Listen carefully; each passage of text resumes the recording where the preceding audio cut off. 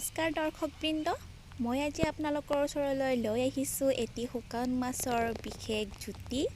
তো এইটো মোৰ ইউটিউব চেনেলত প্ৰথম ভিডিঅ'। আশা কৰোঁ আপোনালোক সকলোৱে ভাল পাব আৰু ভিডিঅ'টো ভাল লাগিলে প্লিজ লাইক কৰিব।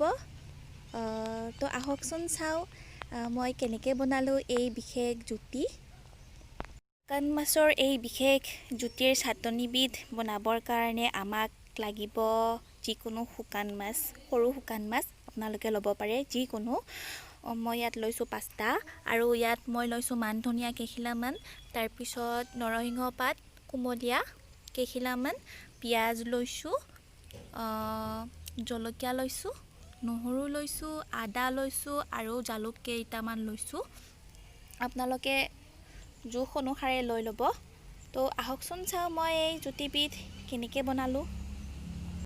শুকান মাছকেইটা আমি প্ৰথমে নিমখ আৰু হালধি আৰু চেণ্টটো বেছি নোলাবৰ কাৰণে অকণমান গৰম মছলা সানি ল'ম।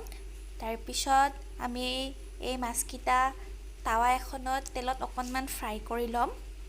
টাৱা এখনত অকণমান তেল গৰম হ'বলৈ দিম, তাৰপিছত মাছকেইটা অকণমান ফ্ৰাই কৰি ল'ম। তো আমি এটা এটাকৈ মাছকেইটা ইয়াত দি দিম।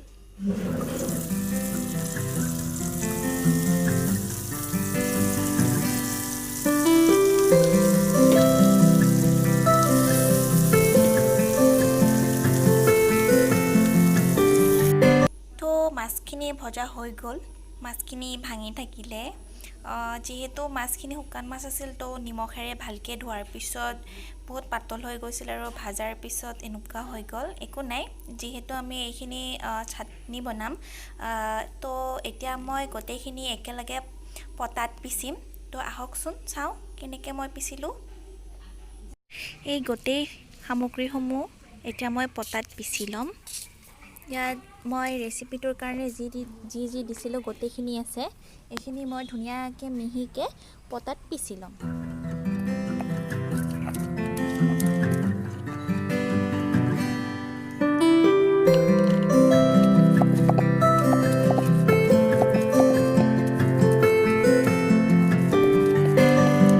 তো এয়া আমাৰ শুকান মাছৰ চাটনিবিধ ৰেডি হৈ গ'ল।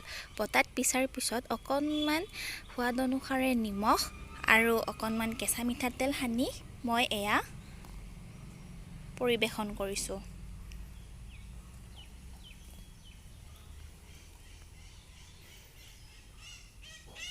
আপোনালোকে এবাৰ ঘৰত ট্ৰাই কৰি চাব আৰু মোৰ ভিডিঅ'টি কেনেকুৱা পালে কমেণ্ট ছেকশ্যনত প্লিজ জনাব। তে আজিলৈ আহিছোঁ, বাই বাই।